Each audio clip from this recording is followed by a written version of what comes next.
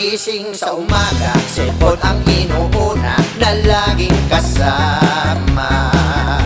Di pa nagmumungo, baho ng hininga, ganyan tuwing umaga. Pati sa almusal, hawak-hawak mo pa kahit sa kubeta. Sa buong maghapon at sa hating gabi, pinupuyat ka niya.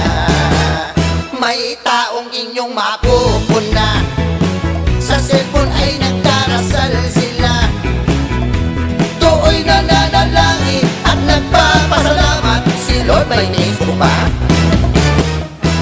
Saan man mapunta, cellphone laging dala, kausap sa tuwina.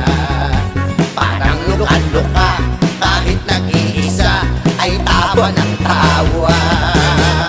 May taong inyong mapupuna, sa cellphone ay nagdarasal sila.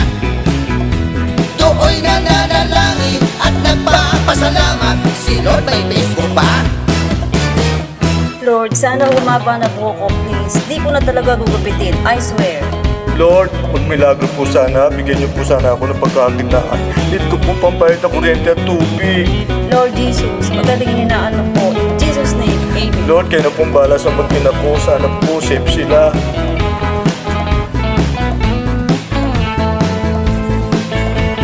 Lord, sana po bukas okay na.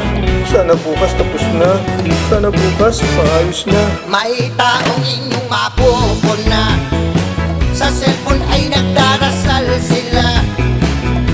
Do'y nananalangin at nagpapasalamat, si Lord may Facebook pa. May online shopping na, may Gcash movie pa, may radyo at TV. Dito ay kumpleto, kahit pagbiyahe mo ay igagayad ka niya.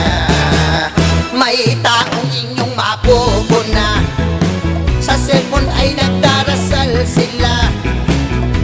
Do'y nananalangin at nagpapasalamat, si Lord may Facebook pa. May taong inyong mapupuna, sa cellphone ay nagdarasal sila. Do'y nananalangin at nagpapasalamat, si Lord may Facebook pa. Pag mayroon kang problema, kay Lord ikay rumekta, iwas marites